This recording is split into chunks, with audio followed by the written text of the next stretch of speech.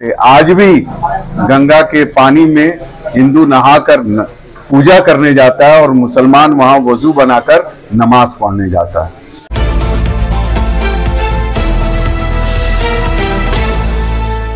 अभिवादन स्वीकार कीजिए शमीम जराजपुरी का।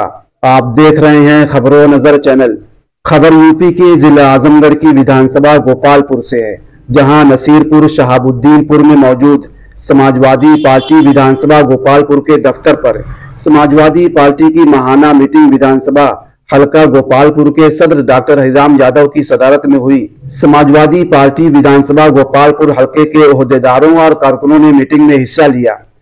मीटिंग में समाजवादी पार्टी के ओहदेदारों और मेंबरों ने अवाम के मसाइल से हुकूमत की बेतवज्जुही, संभल में हुए मजालिम, नाइंसाफी, तालीम, रोजगार और किसानों के मसाइल पर बातें हुई। संभल का वाकया बहुत ही अफसोसनाक वाकया है। मीटिंग के बाद नफीस अहमद आजमी एमएलए गोपालपुर ने संभल में हुए तशद्दुद पर मीडिया से बातें करते हुए कहा कि संभल का वाकया बहुत ही अफसोसनाक वाकया है, जिस पर समाजवादी पार्टी के कौमी सदर अखिलेश यादव ने पूरी मजबूती से संभल के सान्हे को सड़क से लेकर पार्लियामेंट में उठाने का काम किया है।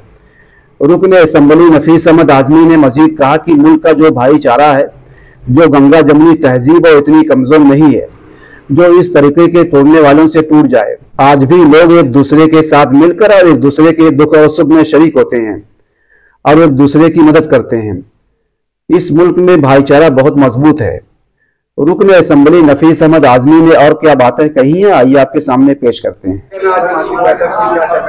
देखिए, माननीय राष्ट्रीय अध्यक्ष जी के निर्देश पे समाजवादी पार्टी गोपालपुर विधानसभा की 5 तारीख को, हर महीने की 5 तारीख को बैठक होती है हमारे सेक्टर, जोन और जिम्मेदार साथियों की, और जिसपे हम लोग जो है पार्टी को किस तरीके से जनता के बीच में ले जाएं और जनता की जो समस्याएं हैं उन समस्याओं को किस तरीके से हम लोग उठाया जाए, इन सारी चीज़ों पे चर्चा होती है और इस पे कैसे हम लोगों को मिल के काम करना है वो तैयारी होती है और जो पार्टी का दिशा निर्देश होता है उस पे काम किया जाता है। तो ये सारी चीज़ें तय होती हैं यहाँ पर हर बैठक महीने की 5 तारीख को।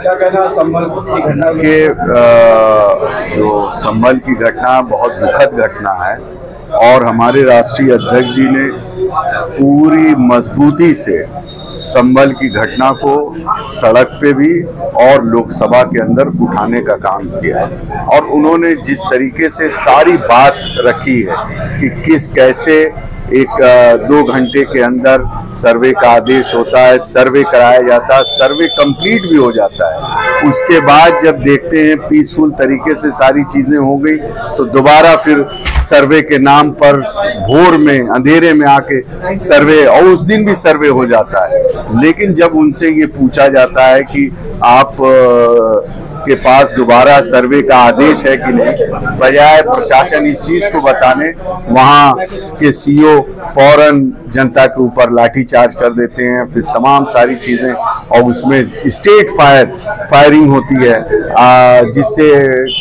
5 नौजवान की जो है मौत हो जाती है उसमें, और तमाम सैकड़ों की तादाद में लोग घायल हो जाते हैं, उनके घर वाले परेशान हैं। तो इन सारी चीज़ों पर हमारे राष्ट्रीय अध्यक्ष माननीय अखिलेश यादव जी ने लोकसभा में भी रखा और 16 तारीख को जब विधानसभा सत्र चलेगा तो माननीय अखिलेश यादव जी के निर्देश पर हम सारे लोग वहां पर इस जो घटना हुई है, दुखद घटना हुई है, इसको भी हम लोग उठाने का काम करेंगे जिससे संभल की लोगों को न्याय और इंसाफ मिल सके। क्या लग रहा है कि जो मुल्क का जो भाईचारा है, जो गंगा जमुनी तहजीब है, जो परंपरा है, उसको संबंधित है? देखिए, ऐसा है कि जो मुल्क का भाईचारा है, जो गंगा जमुनी तहजीब है, वो इतनी कमजोर नहीं है कि जो इस तरीके के लोगों के तोड़ने से टूट जाए।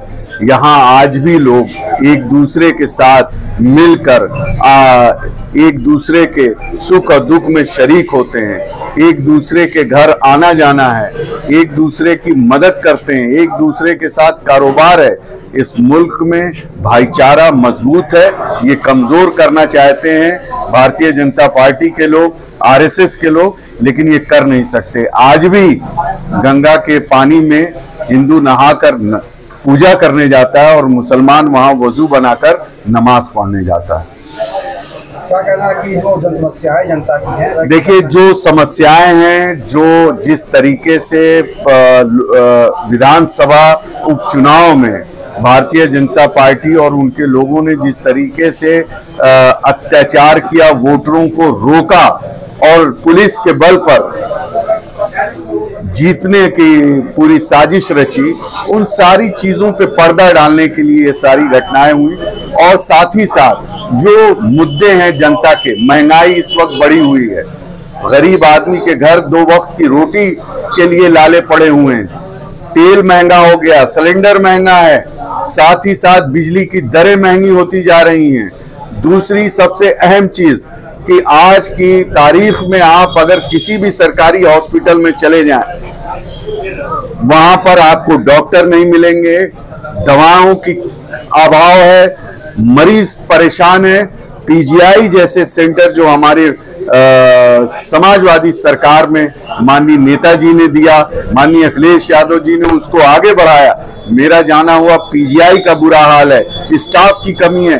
और वहां पर जो 4th ग्रेड एम्प्लॉइज हैं जिनको मालूम नहीं, वो ड्रिप लगा रहे हैं, वीगो लगा रहे हैं, इस तरीके की सूचनाएं मिल रही।